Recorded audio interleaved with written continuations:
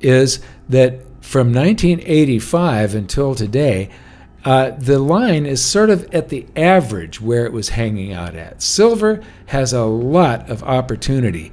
In an insider's video I did recently, I called this the silver opportunity chart. The higher this is, the greater the opportunity.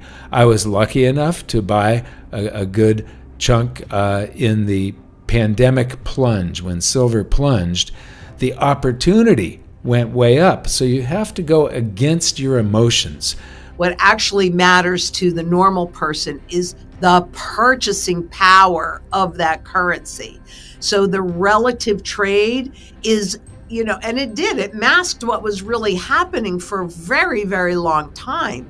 But gold and silver, what's happening in those markets is shining a spotlight in the again, I go back to that devaluation trade. And I like that you brought up, obviously, you're in Germany, so this is going to be much clearer. And didn't they recently kind of go, who cares about the fiscal rules? Boop, let's throw those out the window, when they know what their experience was in the 20s, right? Breaking. Silver is now only 11.8 times away from its inflation-adjusted, M2 inflation-adjusted all-time high. So it's got almost 12 times to go. Now that's against the M2, where gold is and what happens with other assets. This is against the currency supply. So these are going to be dollar gains. Do other assets fall in 2026?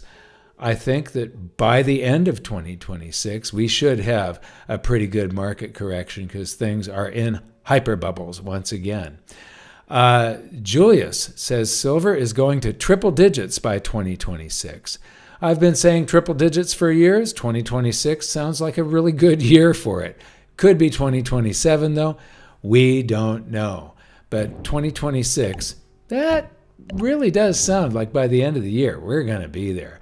Global markets react. China's silver exports halted. State controlled flow. New license mandate. And all of the countries around the world are realizing that they don't have any more silver stockpiles. The U.S. used to have the world's largest silver stockpile. It was the strategic silver stockpile was the title of it.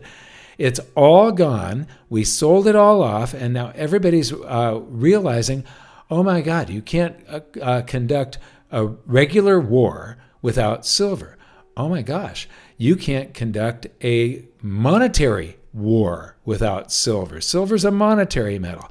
Oh my God, you can't conduct a technological war, the war that we are in right now. Technology. You can't conduct that without silver. It's more needed for that sector, the technological sector, than anything else. And Make Gold Great did a chart here, or distributed a chart. How do I buy silver on Google hits a record high? And this is really interesting because this is the 2008 global financial crisis. This is when silver was peaking back in 2011. We went into a bear market. This is the pandemic, and look where we were in 2025. What will 2026 bring? Who knows, but it's going to be exciting. Smart Silver Stacker says gold to silver ratio continues to drop like a stone. Silver's time has come. Silver's time has come. This was on December 2nd.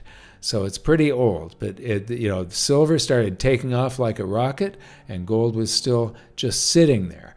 A few days later, Peter Spina on the December 16th published this chart, but this one is even shorter in time duration. This is the daily chart, and it was down to 66. Global markets appear stretched once again. Valuations across equities, debt, and real estate reflect extreme confidence in a system built on perpetual liquidity. Historically, these phases end with sharp corrections. Many analysts now point toward the 2026-2027 window as a turning point, when financial gravity reasserts itself. Silver's potential breakout may not depend on perfect timing, but on inevitability. Whether the move happens in 2026 or slightly later matters less than the structural forces behind it: rising debt, slowing growth, and declining trust in fiat systems. Markets correct eventually. Monetary metals respond when they do. You see war breaking out all over the world, and you see a lot of nationalism happening all over the world. So countries are kind of gating themselves in many ways, but the answer is yes. And there are people that know a whole lot more about cyberspace than I do that tell me that World War III has already begun, but you can't see it. If the public can't see it, they don't believe it, and they need the wars. Governments need the wars to justify that hyperinflation. Look at what's happening in Venezuela right now. Several months, we know that Venezuela's really been in hyperinflationary events since 2000, obviously, since 2006. It happened before that, but obviously and admittedly since 2006.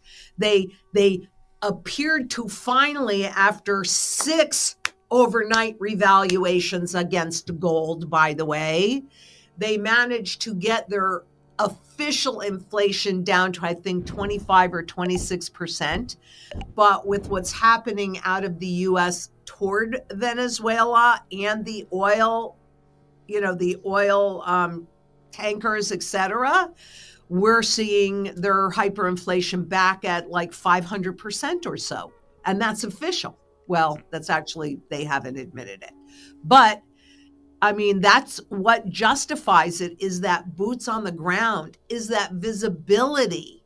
Well, it's not us. We would never do such a thing as that. It's this darn war that we just have to fight for this reason or that reason, or whatever the excuses are. The people in Venezuela are the ones that suffer, not Maduro, not those 10% that are sitting with gold and really have had the ability to expand their wealth base. It's the public, it's the general public that don't want this, but they're the ones that pay the price. And we're seeing that all over the world, especially here in the US with this. How much bigger can this K-shaped recovery and economy go? Well, I like to look at things in a longer time perspective. So this is from December 19th of 2025. It was just below 65, 64.54 is the blue line. And we're going back to January 1st of 1970. And what you see here is that from 1985 until today, the line is sort of at the average where it was hanging out at. Silver has a lot of opportunity. In an insider's video I did recently, I called this the silver opportunity chart. The higher this is, the greater the opportunity. I was lucky enough to buy a good chunk in the pandemic plunge. When silver plunged, the opportunity went way up. So you have to go against your emotions. Silver is no longer abundant. Governments once held massive strategic reserves, but those stockpiles have been depleted. At the same time, industrial demand has exploded. Modern warfare, energy systems, electronics, and digital infrastructure all depend heavily on silver. Recent export controls, licensing requirements, and state intervention, particularly in Asia, signal growing concern over supply security. Unlike gold, most silver is consumed, not stored. That creates a unique vulnerability. The world is discovering that you cannot conduct technological, economic, or geopolitical competition without silver. And once supply constraints become visible, markets tend to react suddenly, not smoothly. When you're doing this, everybody was panicking. Oh my gosh, silver's crashing. It's all the way down at $11. Time to sell. No, time to buy. So I've been lucky enough. I pay attention to this, and I have been lucky enough to buy on all of the. I buy more when it's up in this range. That's when I buy all silver, is when it's over 70. I would still be myself buying all silver. I've got a really good position. I don't need to buy any right now. But as it gets down in here, I would add gold to my position. And when it gets down to here, I'd be buying all gold.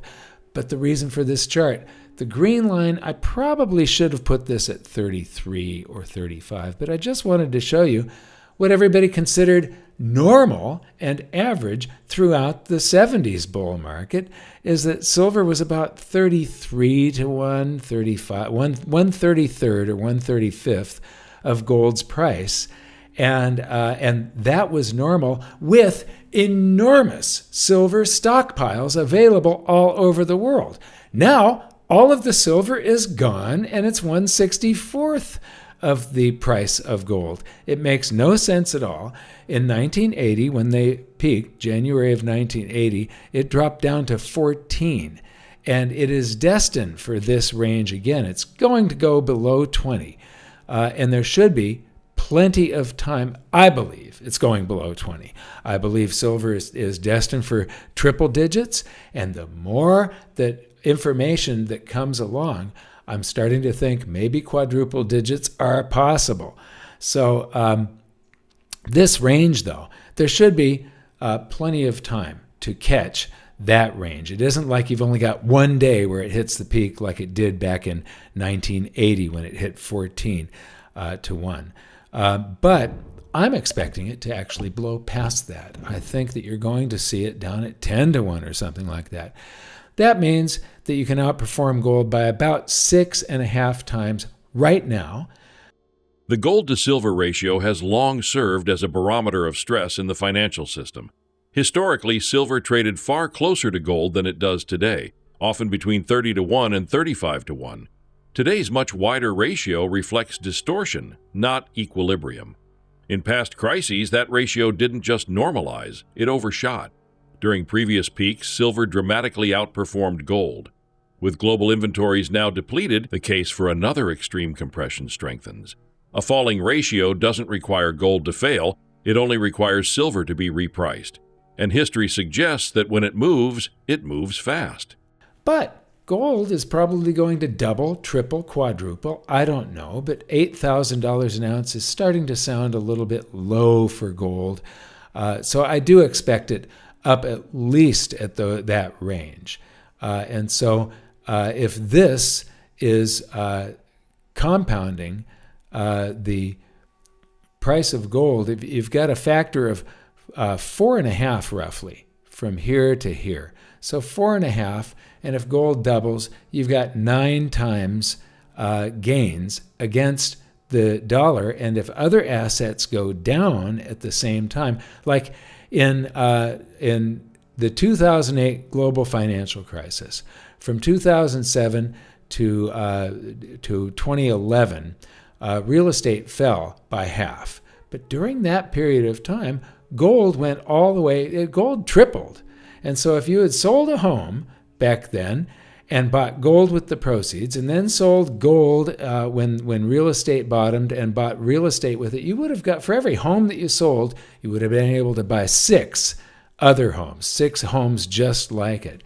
So the gains can be tremendous.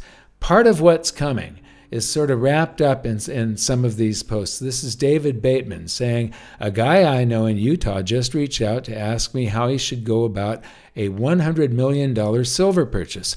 A few are starting to see what's happening. Silver will be unobtainium soon.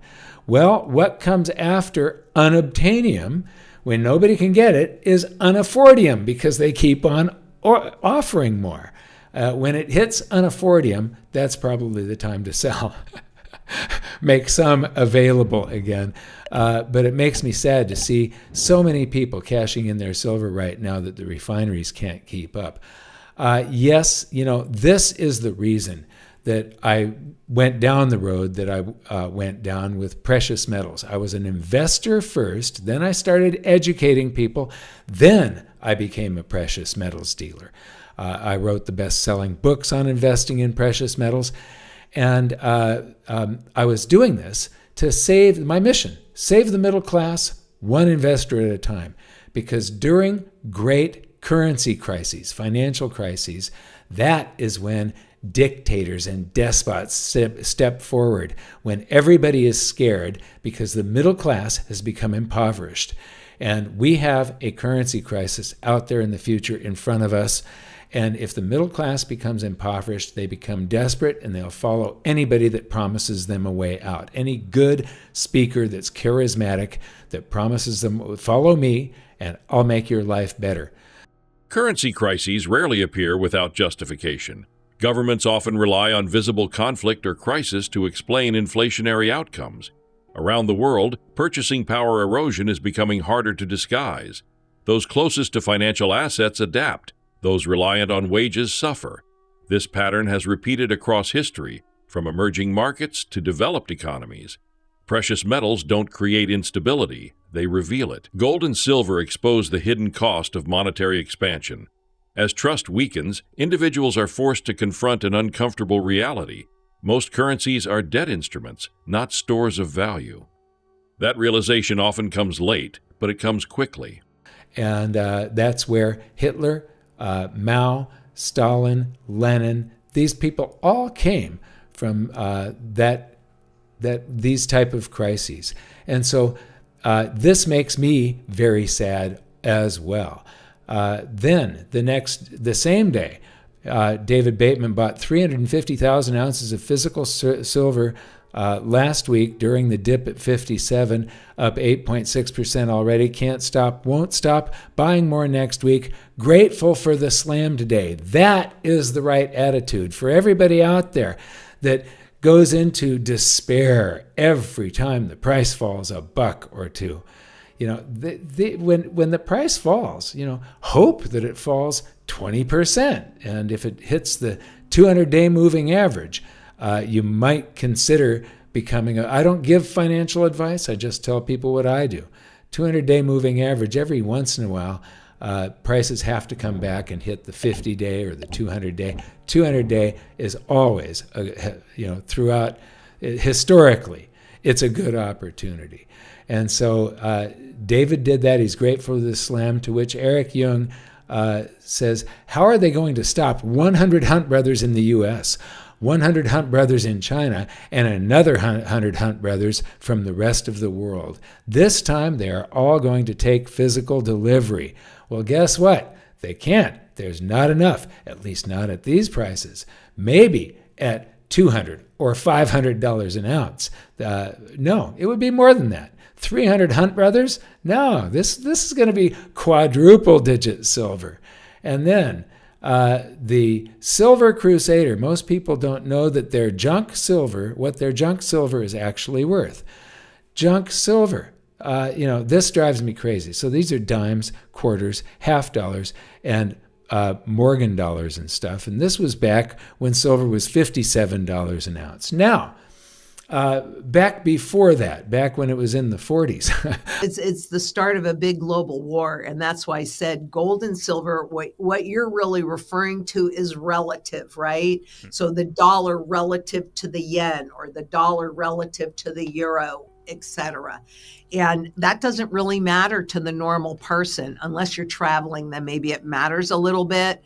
What actually matters to the normal person is the purchasing power of that currency.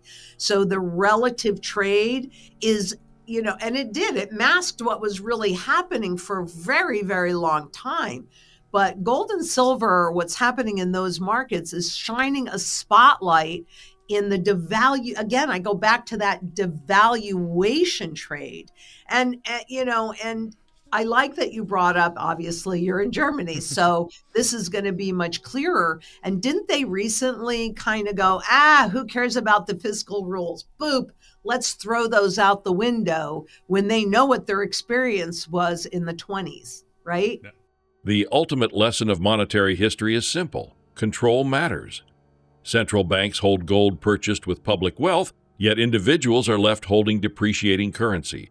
Silver and gold represent an exit from that arrangement. Owning physical metal is not speculation, it is self-sovereignty. Past crises show that those who preserve purchasing power gain flexibility when others lose it. Opportunity emerges during volatility, not stability. The repricing of silver may unfold over time, but its direction is driven by fundamentals, not hype. In an era of expanding debt and shrinking trust, sound money quietly regains relevance, 1 ounce at a time. No, it's Which I think is extremely interesting. I thought that was extremely interesting. People make this assumption that the currency is backed by whatever, gold or what have you, when the reality is the central banks own the gold that the taxpayers paid for.